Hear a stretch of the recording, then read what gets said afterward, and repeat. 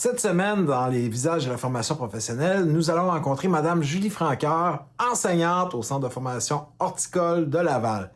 Julie est enseignante en horticulture et comme on le sait, l'hiver, c'est plus difficile d'aller voir les plantes et les différentes fleurs.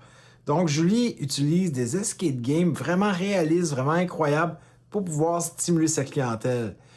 Allons voir qu'est-ce que Gennali, qu'est-ce qu'un escape game et comment Julie l'intègre dans son enseignement. Sur ce, bon visionnement!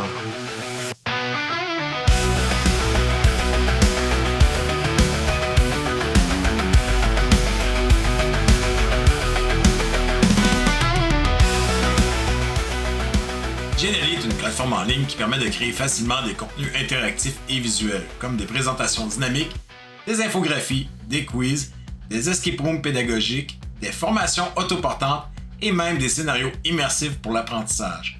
Contrairement à Canva, Gennali offre une version éducationnelle, mais malheureusement, nous n'y avons pas accès à cette version. Nous avons seulement accès à une version qui est gratuite. Cela signifie qu'à moins de payer un abonnement, nous devons utiliser cette version qui offre déjà beaucoup de fonctionnalités intéressantes, mais avec certaines limites. Pour les enseignants en formation professionnelle, Gennali est un outil puissant pour rendre les apprentissages plus vivants et interactifs. Il permet de concevoir des activités qui captivent l'attention des apprenants, d'intégrer des éléments multimédia et de proposer des défis pédagogiques adaptés à différents styles d'apprentissage. Que ce soit pour animer une formation, créer des capsules interactives ou concevoir des parcours d'apprentissage personnalisés, Gennali ouvre la porte à une pédagogie innovante et engageante, même sans la version payante.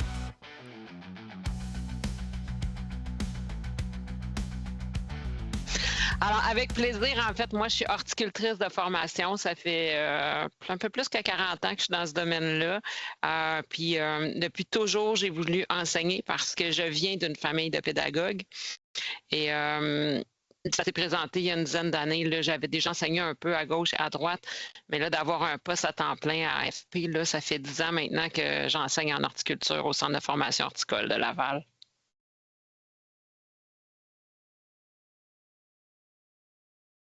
Il y a beaucoup de place au numérique dans mon enseignement. En fait, il y en a toujours eu dans les premières années. Depuis 4 ans, j'enseigne en mode hybride, fait qu'il y en a encore plus.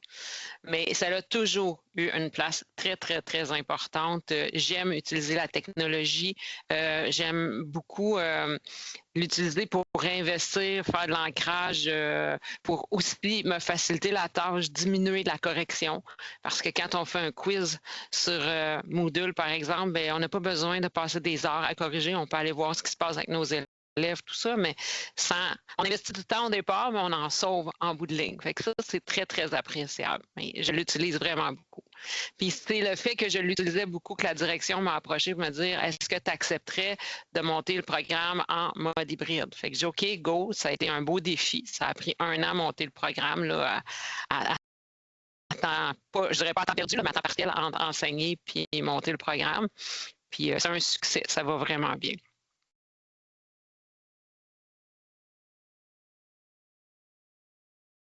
Sauver du temps. On faut mettre du temps pour le monter, mais après ça, c'est plus facile de faire nos suivis. Moi, j'utilise évidemment beaucoup Moodle parce que c'est notre plateforme. J'ai des séries de questions, puis Moodle me dit ah, cette question-là, peut-être qu'il y a quelque chose, il y a plusieurs élèves qui ne l'ont pas, qui ne la réussissent pas. Fait que là, je peux aller valider. Est-ce que c'est moi qui ai mal transféré l'information ou qui a fait une erreur dans mon enseignement ou c'est vraiment la question qui n'est pas pertinente? Ça, c'est très intéressant. Puis c'est aussi de mettre du jeu, de permettre aux élèves de jouer, d'arrêter d'écouter quelqu'un qui va à la vitesse qui veut bien aller, mais d'aller à leur propre vitesse aussi.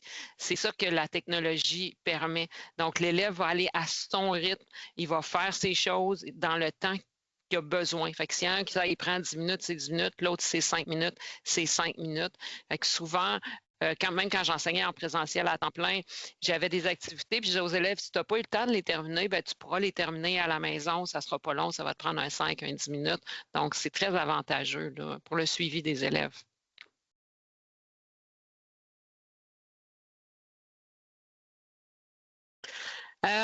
C'est beaucoup, ben, ça dépend des activités. Mais la résolution de problèmes, ça va beaucoup avec les jeux d'évasion. Donc, quand je monte un jeu d'évasion, je fais des mises en situation très concrètes. Donc, l'élève, il faut qu'il résoudre des choses indirectement, c'est des mises en situation. Fait que c'est sûr que ça l'aide à mettre en application ses apprentissages. J'utilise aussi dernièrement beaucoup l'intelligence artificielle pour m'aider à générer des images pour des mises en situation contextuelles. Par exemple, un client a une plate-bande avec des fougères, il veut mettre une petite annuelle qui va fleurir en avant, qu'est-ce qu'il pourrait mettre? Alors, je fais illustrer parce que pour un élève, nous, on a de l'expertise avec les années. On oublie que notre élève, c'est difficile pour lui de se faire une image d'un coin de cour avec des fougères, puis rien en avant, puis mettre quelque chose. Fait que j'utilise beaucoup les technologies pour ça. Et ça, c'est très, très aidant. Beaucoup plus concret pour les élèves. Les élèves vont adorer faire l'activité des mises en situation avec les images de ce que ça peut représenter le avant et le après.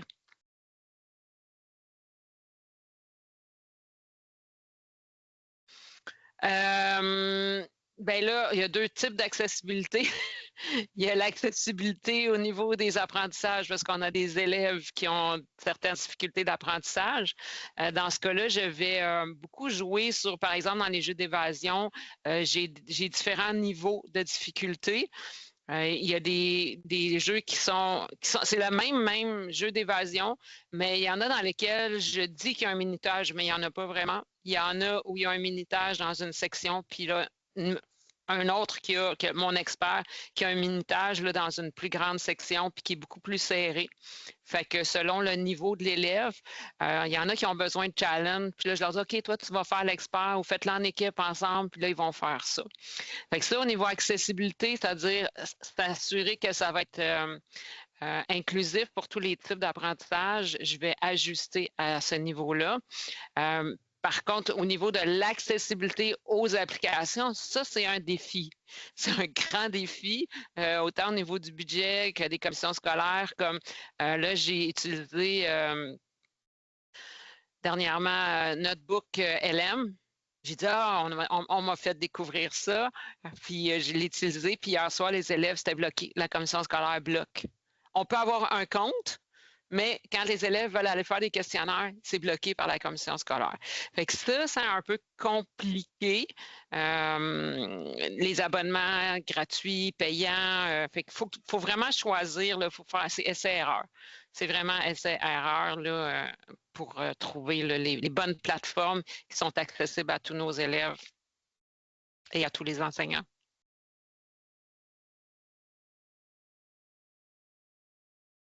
Ça, c'est une bonne question. Ça dépend des applications, mais moi, j'utilise la recherche sur le web. C'est vraiment... historiquement, j'ai travaillé pour une grande boîte, Rona, puis je travaillais avec des collègues, puis il y en a un qui était vraiment très bon en Excel. Puis à chaque fois que j'allais lui demander une question, je le voyais aller dans la rubrique Aide. Puis il écrivait. Fait que moi, quand je suis revenue à un moment donné, une couple d'années plus tard, je dis, moi aussi, je suis capable de faire ça. Fait que les rubriques aident, donc maintenant, on a Internet. Donc, c'est ma plus grande source. Ma plus grande ressource, là, c'est les pages Facebook de thématiques, comme pour Geniali, par exemple, pour les jeux d'évasion, ça va être Scape Club, que j'ai découvert à partir de la page Facebook de Geniali, où j'ai posé des questions. On m'a référé à Escape Club. Puis là, il y a plein d'infos. Mais c'est vraiment Internet, c'est là que je cherche le plus. Je veux faire telle affaire, quelle application. Puis maintenant, avec l'intelligence artificielle, c'est encore plus facile parce que tu peux dire, je veux faire telle sorte d'activité, quelles sont les plateformes. Évidemment, il faut aller les vérifier parce que des fois, il nous répond un peu n'importe quoi. Mais au-delà de ça, on peut aller chercher des informations très pertinentes.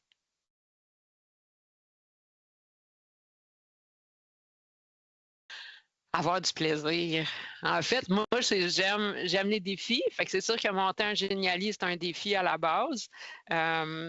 Puis je veux que les élèves aient du plaisir. C'est ça qui m'a motivée parce que j'enseigne des compétences comme par exemple botanique où il y a quand même beaucoup de théorie. Puis là, vers la fin, quand je fais une grosse révision, là, les élèves, la boucane leur sort par les oreilles, ils sont comme un peu dépassés. Il y a beaucoup de choses. Puis là, je leur dis, OK, là, on s'amuse. Là, on est rendu là, on y va, vous avez passé à travers toutes les étapes, là, on va s'amuser. Fait que là, j'ai fait, par exemple, un géniali qui s'appelle Sauver la production. Alors, c'est une mise en situation. Vous arrivez dans les serres, il n'y a plus d'eau pour arroser.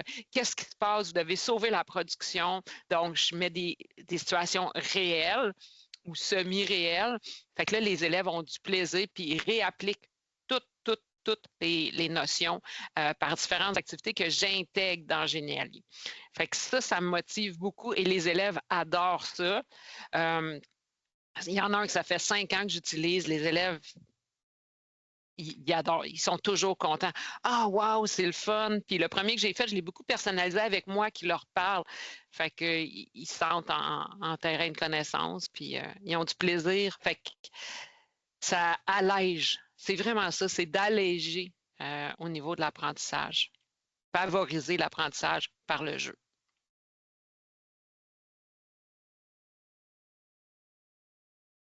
Le manque de ressources. C'est ça. On n'a pas beaucoup de ressources. On a beaucoup en Europe, mais avec Scape, justement, là, qui est en fait, ça, c'est quelqu'un qui a fait un mémoire de stage qui s'appelait Travailler autrement en 2017. Puis il a fait cette page Facebook-là. Puis là, il y a comme une communauté qui feed ça. Fait que c'est beaucoup d'essais-erreurs. C'est beaucoup d'essais-erreurs au début, mais une fois qu'on le maîtrise, ça va bien. Mais c'est ça. C'est vraiment le manque de ressources ou de temps là, pour démystifier tout ça.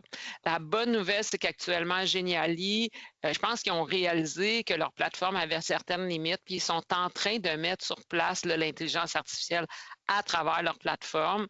J'ai eu des présentations dernièrement, puis ça semble vraiment intéressant ce qui s'en vient, qui va probablement faciliter le travail quand on va monter des jeux d'évasion.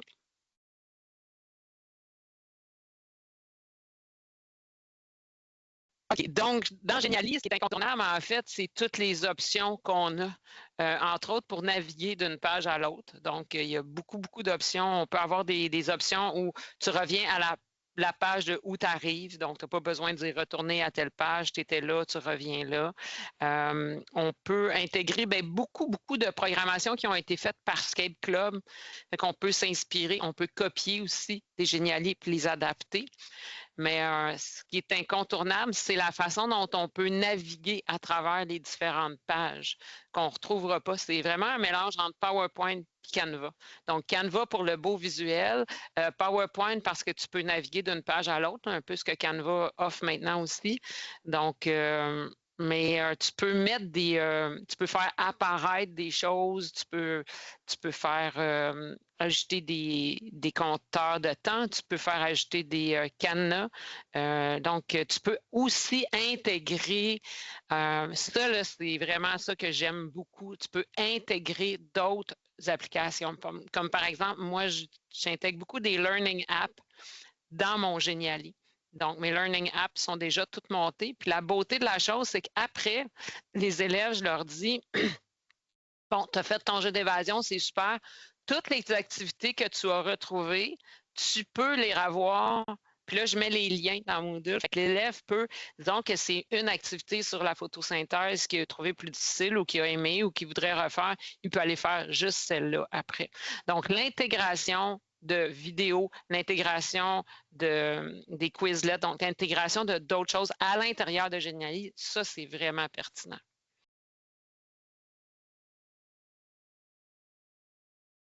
C'est sûr que ça prend une passion de l'informatique. Là, au départ, là, on ne va pas se le cacher, mais le plus simple, c'est de regarder ce qui a été fait et de s'inspirer, mais d'en prendre un, puis de l'utiliser. Moi, j'ai connu Geniali par Céline à la Béatrice qui nous avait fait à l'époque un calendrier de Noël sur les tics. Fait qu'à chaque jour, elle donnait un truc particulier, puis elle avait fait ça sur Geniali. Puis là, il y a eu la fameuse pandémie en 2020. Fait que mes élèves en ligne, c'est de là qu'est parti mon jeu d'évasion. Je voulais trouver quelque chose dans lequel il y aurait du plaisir, puis ils pourraient continuer à apprendre malgré tout ce qui se passait à travers le monde, puis d'être pris chacun dans nos coins. Puis Je l'ai bâti de zéro. Bon, à l'époque, on avait plus de temps là, pendant la pandémie. Ça nous changeait les idées. Mais dernièrement, j'en ai bâti un autre. Puis c'est vraiment de partir de ce qui est déjà là. Regardez ce qui existe. Vous avez accès à plein d'autres génialiers qui existent. Vous en trouvez un qui ressemble un peu à ce que vous voulez faire. Puis une fois que vous avez ça, après, vous pouvez en ajouter avant. Après, vous pouvez transformer les images, les choses. Donc, quand on commence, je pense que c'est la meilleure façon de faire.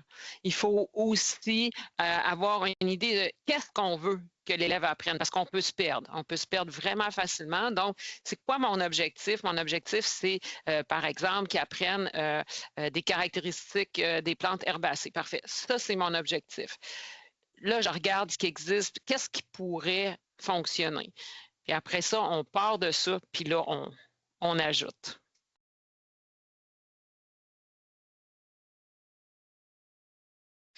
Bien, moi, je dirais que c'est une super belle expérience. Puis ça donne des beaux résultats. Les élèves aiment ça, ils ont du plaisir. Moi, j'ai du plaisir à le créer aussi parce que quand on fait un jeu d'évasion, il faut créer une situation, il faut inventer une histoire. Donc, il y a un plaisir à faire ça, mais c'est surtout de voir les élèves. Moi, j'ai un plaisir fou à regarder les élèves rigoler, se concentrer, apprendre en s'amusant. Fait que c'est vraiment une autre façon d'apprendre complètement. Ça les sort du clair de la base. Je sais pas, c'est un peu de la magie. C'est de la magie.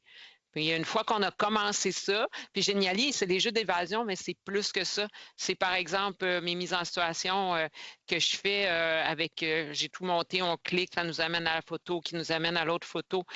Fait que ça bouge. Fait que c'est un beau complément. Donc, moi, j'utilise beaucoup, plus que Géniali, les technologies pour divertir, faire du réinvestissement, de l'ancrage, la correction, de l'autocorrection. Quand les élèves s'autocorrigent et réinvestissent encore, ils sont encore dans l'ancrage et diminuer en bout de ligne aussi des fois un peu mon temps de correction. Je corrige très rarement à la maison. En fait, je ne corrige jamais. Je m'organise pour avoir les technologies qui corrigent à ma place, puis moi, je vais valider. Ça ne veut pas dire que je ne suis pas mes élèves, mais je les suis autrement. Fait que, puis l'autre chose, c'est ça. Les élèves vont aller à leur rythme, ils vont leur faire 2 fois, 3 fois. Voilà. Fait que je pense que en 2025, c'est un incontournable. On va chercher l'attention de nos élèves parce qu'on sait qu'ils n'en ont pas beaucoup d'attention. Donc, en faisant ça, en faisant des jeux comme ça, bien, ça leur permet d'être dans l'action. Puis le temps va passer tellement rapidement que, sans s'en rendre compte, ils font des apprentissages. Merci Julie pour cette belle entrevue, ça fait vraiment très agréable. C'est toujours beau de voir des enseignants, des enseignantes du Québec innover dans leur programme. On n'oublie pas qu'innover, c'est faire nouveau à son échelle, dans sa formation, dans une compétence, dans le but d'améliorer, de faciliter l'apprentissage d'un savoir. On n'est pas obligé de faire nouveau à l'échelle du monde, du Québec. On fait de quoi de nouveau pour nous, dans notre programme. Et c'est ça, innover. Si ce genre de capsule vous intéresse, si vous aimeriez présenter quelqu'un, si vous avez quelque chose à nous présenter, n'hésitez pas à communiquer avec nous. Nous sommes toujours à la recherche de nouvelles personnes à avoir en entrevue. N'oubliez pas que si Géniali vous intéresse, si c'est quelque chose qui vous passionne, contactez votre conseiller ici, ça va me faire plaisir de vous accompagner dans cette démarche. Sur ce, bonne journée!